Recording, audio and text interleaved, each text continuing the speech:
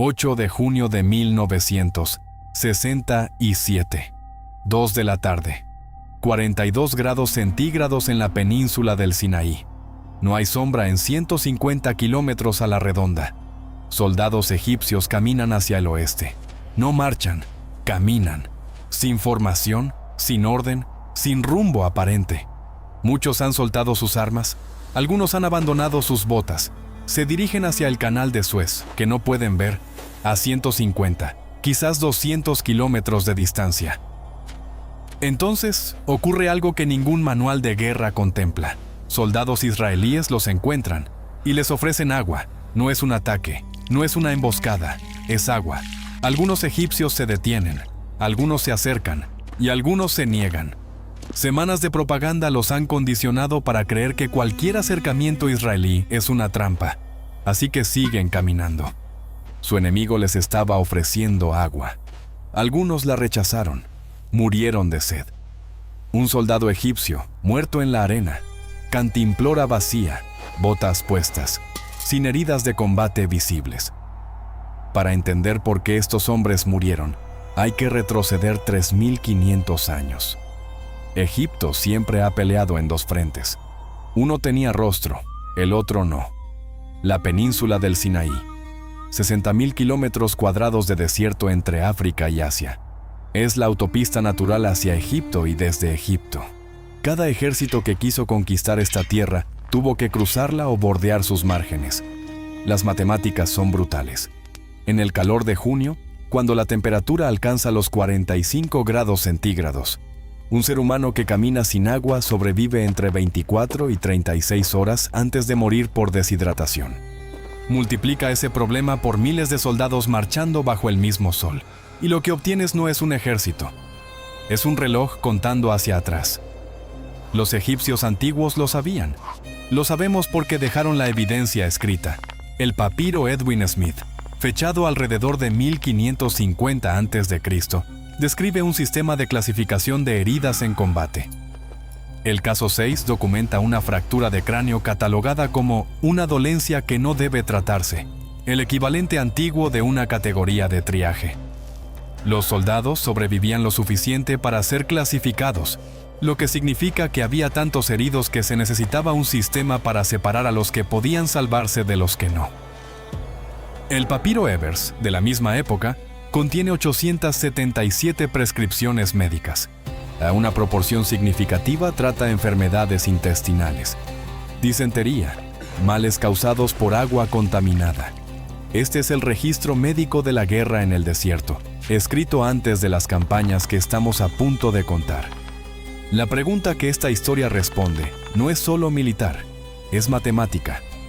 ¿Qué mató a más soldados egipcios a lo largo de la historia?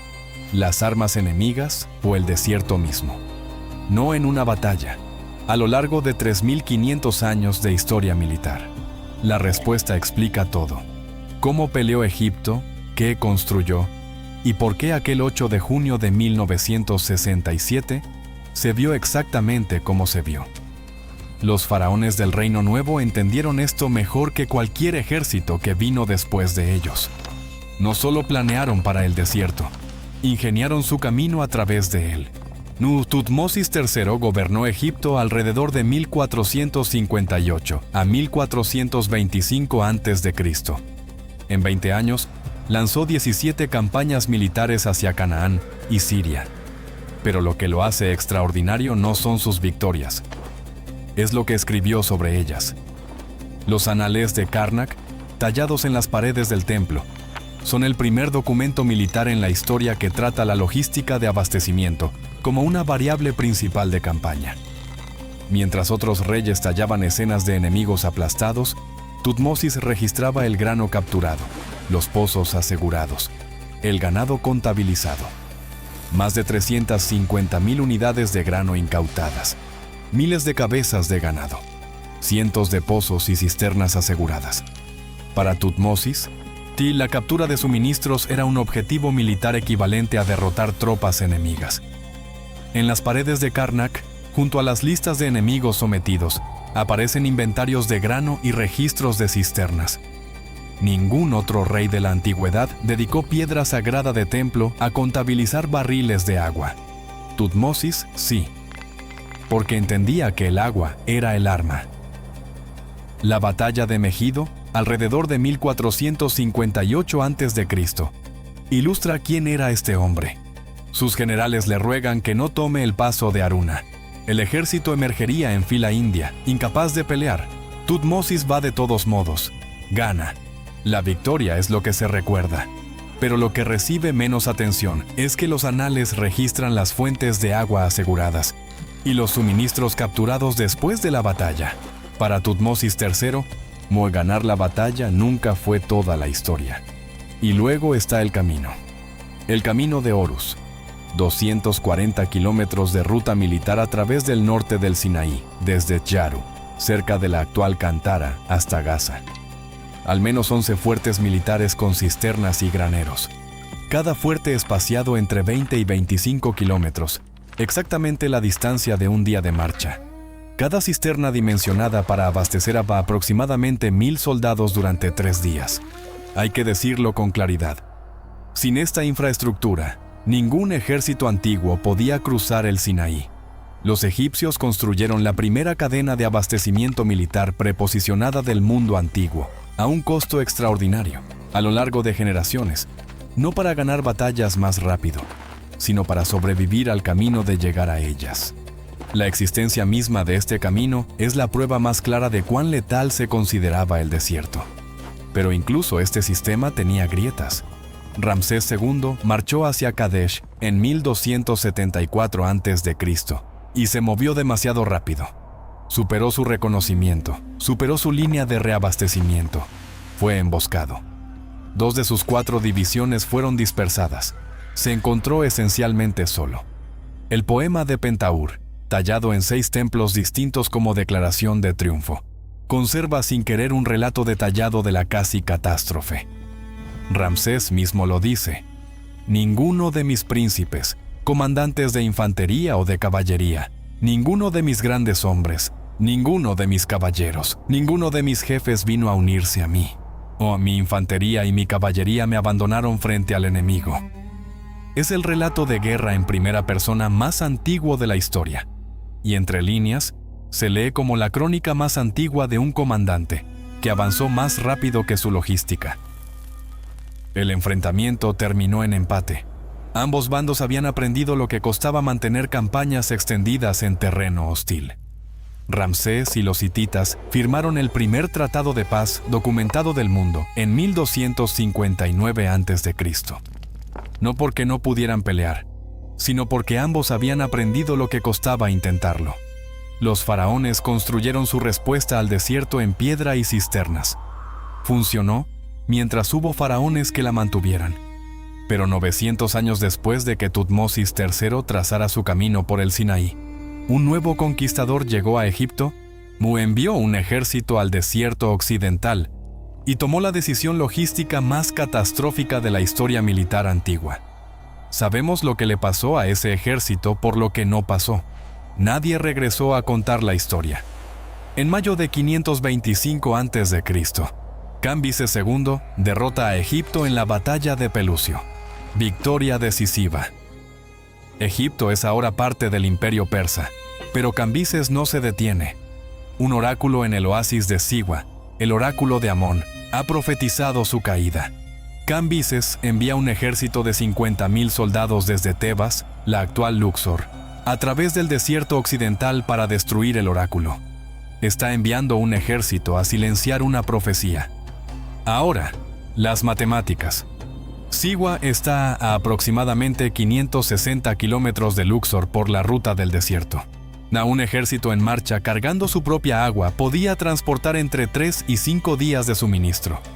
La marcha hasta Siwa requería un mínimo de 20 a 25 días. No había puntos de reabastecimiento en la ruta del desierto occidental. La aritmética de la supervivencia era imposible antes de que el primer soldado diera su primer paso. Podían contar. Marcharon de todos modos. Heródoto lo registró así. Se dice que cuando el ejército cruzaba el desierto desde el oasis en dirección a Amón, cuando habían llegado aproximadamente a la mitad del camino, mientras desayunaban, se levantó un viento del sur, fuerte y mortal, trayendo consigo vastas columnas de arena arremolinada, que cubrió por completo a las tropas y las hizo desaparecer para siempre. Heródoto dice explícitamente que obtuvo esta información de sacerdotes egipcios y no puede verificarla. Su incertidumbre es parte de la historia. El ejército no dejó sobrevivientes que contaran lo que realmente pasó. El Khamsin. Hay que entender qué es este viento. Paredes de arena de 100 metros de altura desplazándose a 100 kilómetros por hora. Al mediodía, la visibilidad cae a cero. Respirar se vuelve difícil. Los hombres no pueden mantenerse en pie. La temperatura se dispara. No es un evento climático, es un arma. 50.000 hombres. El ejército más grande que Persia había desplegado en Egipto. 0 sobrevivientes, 0 relatos. Ni un solo soldado regresó a reportar nada. En 2009, los arqueólogos italianos Alfredo y Angelo Castiglioni anunciaron hallazgos en el desierto occidental en la ruta aproximada hacia Siwa. Armas de bronce, joyería de plata consistente con equipo militar persa, restos de caballos. El descubrimiento fue ampliamente reportado, pero sigue en disputa. El Consejo Supremo de Antigüedades de Egipto no ha confirmado oficialmente la identificación. El misterio permanece abierto. Y la ironía es perfecta. Cambises envió 50.000 hombres a destruir un oráculo que había profetizado su caída. El oráculo, al que nunca pudo llegar, sobrevivió intacto otros 900 años. En 331 a.C., Alejandro Magno hizo el mismo viaje al mismo oráculo, que esta vez le dijo que era hijo de un dios. La profecía sobrevivió al ejército enviado a destruirla. El desierto no hace ruido cuando gana. El ejército de Cambises no dejó registro de lo que le sucedió. 2300 años después, un general francés pelearía en la misma región y documentaría la destrucción de su ejército con extraordinaria precisión médica, porque a diferencia de los persas, los franceses al menos tenían doctores, y los doctores tomaban notas. 1 de julio de 1798. Aproximadamente 38.000 soldados franceses desembarcan en Alejandría. Es el ejército mejor entrenado de Europa. 21 días después, la batalla de las pirámides. Victoria decisiva sobre la caballería mameluca. Napoleón es dueño de Egipto. En el campo de batalla no tiene rival. El problema comienza de inmediato. En semanas, el agotamiento por calor, la disentería y la oftalmía se propagan por las filas. La arena fina del Sahara transporta la bacteria del tracoma. Combinada con la brutal reflexión ultravioleta del suelo desértico, inflama y cicatriza permanentemente la córnea. Los soldados describen despertar incapaces de abrir los ojos. Para finales de 1798, aproximadamente un tercio del ejército de Napoleón había sido afectado por la oftalmía en su pico de prevalencia.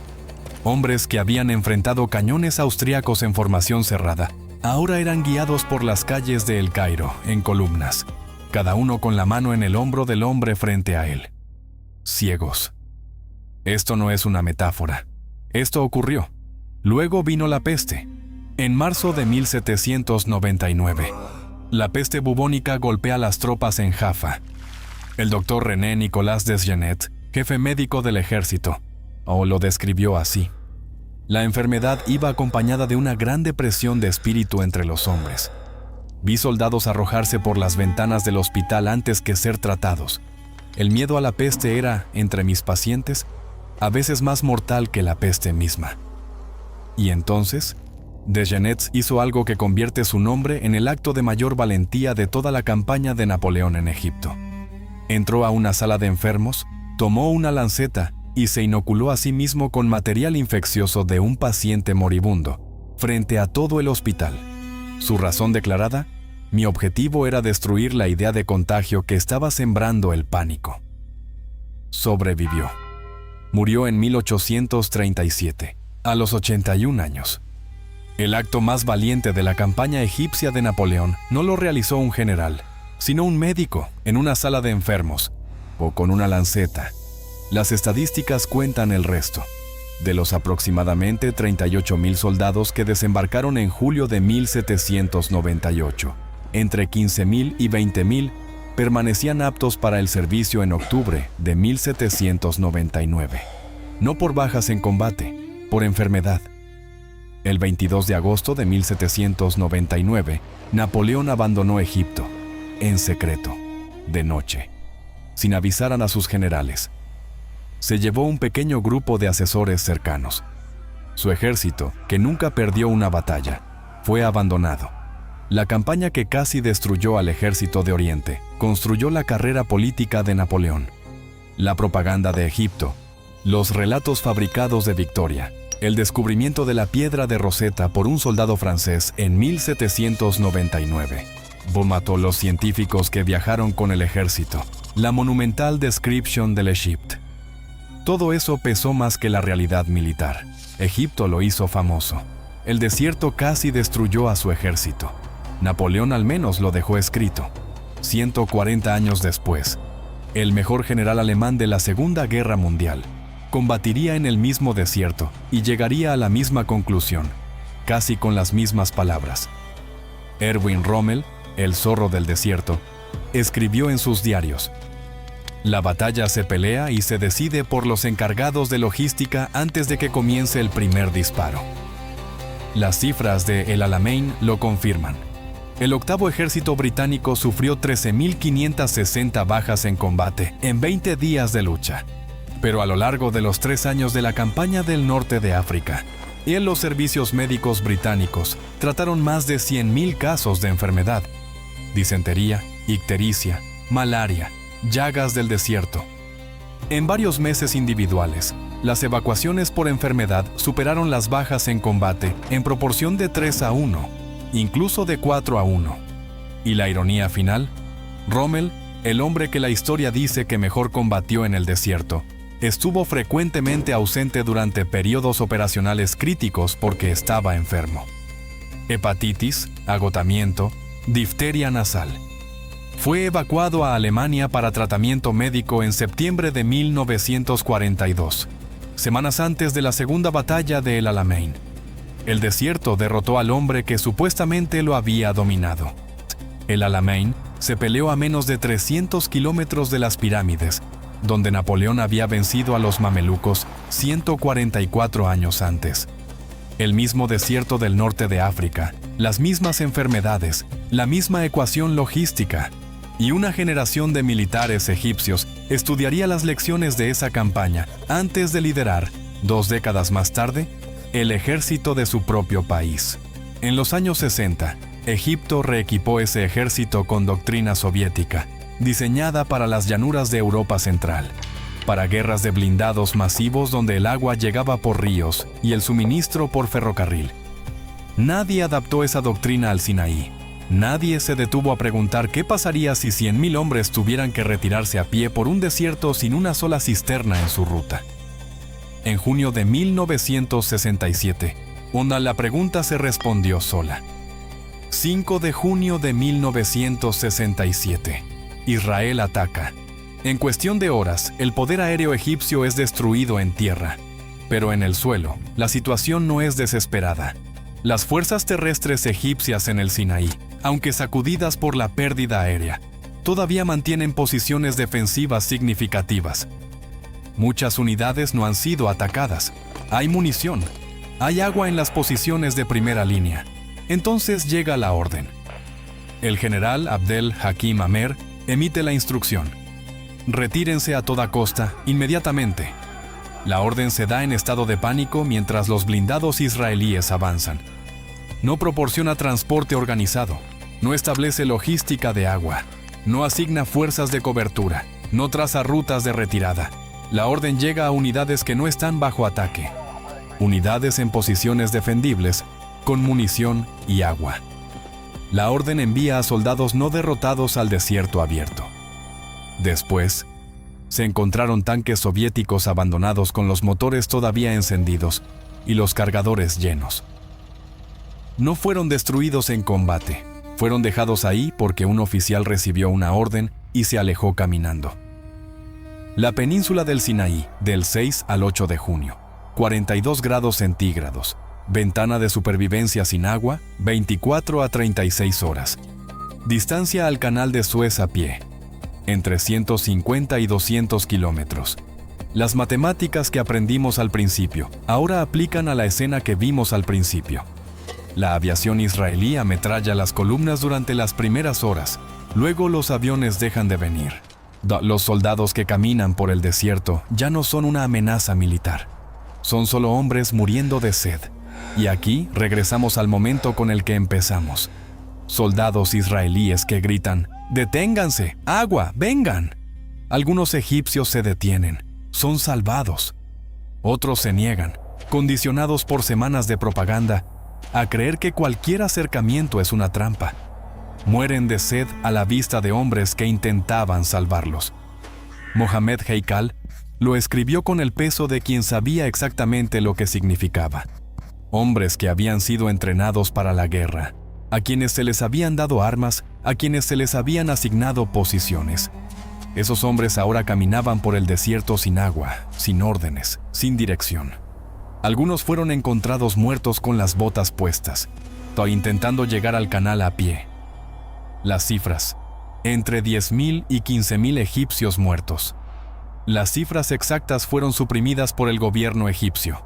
Una proporción significativa, pero no cuantificada, de esas muertes no ocurrió en combate, sino en el desierto abierto durante la retirada. Nasser confrontó a Amer. ¿Por qué diste la orden de retirada sin recibir permiso? ¿Qué catástrofe nos has traído? Amer fue arrestado por traición. Murió en septiembre de 1967. Causa oficial: suicidio por envenenamiento. Disputada. Los soldados que murieron caminando no fueron derrotados por Israel. Fueron derrotados por la orden de un solo general en pánico y un desierto que no mostró misericordia. El desierto había esperado 3.500 años a que alguien olvidara la lección. El 6 de junio de 1967, alguien la olvidó. Egipto no aceptó esta catástrofe como un veredicto. La estudió, y lo que sus planificadores militares encontraron, cuando miraron con claridad lo que había sucedido, no fue un problema nuevo. Era uno muy antiguo, con una solución muy antigua. 6 de octubre de 1973. Operación Badr. Egipto cruza el canal de Suez con 80.000 soldados en una de las operaciones militares más meticulosamente planificadas del Medio Oriente moderno. El detalle que importa: el suministro de agua para las fuerzas de cruce fue preposicionado en cisternas subterráneas como una variable operacional primaria, no como una ocurrencia tardía, como un requisito de planificación de primer orden. Y los planificadores militares egipcios habían estudiado formalmente el desastre de 1967.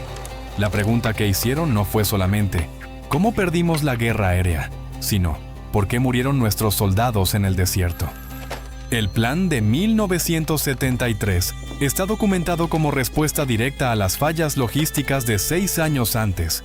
La ironía es demoledora.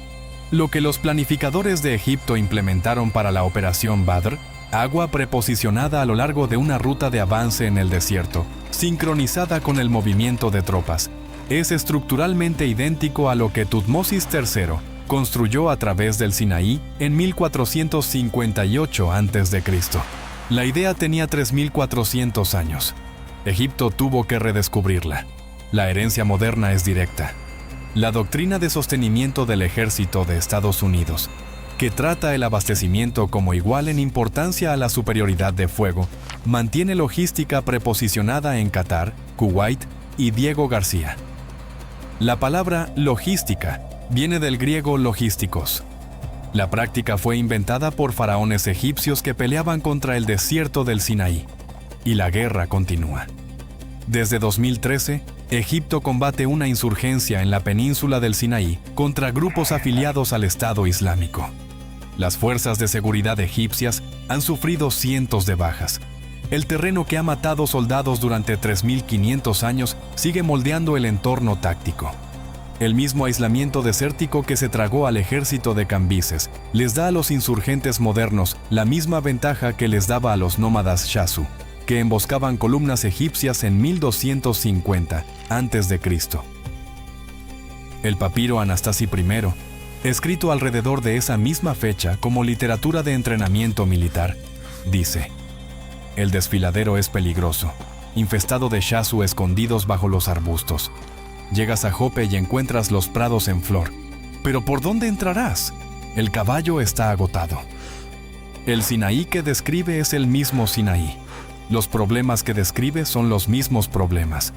8 de junio de 1967. Soldados caminan hacia el oeste. Cantimploras vacías. Sol de junio sobre sus cabezas. El mismo desierto, la misma sed. Bueno, la misma ecuación que los faraones resolvieron hace 3.400 años. Estos hombres no fueron los primeros soldados en morir aquí. Fueron los últimos de una línea que comienza 3.400 años antes que ellos. Una línea hecha no de enemigos, sino de un solo error, repetido en cada era que lo olvidó. Tutmosis III construyó su camino de cisternas porque sabía lo que pasaría sin él.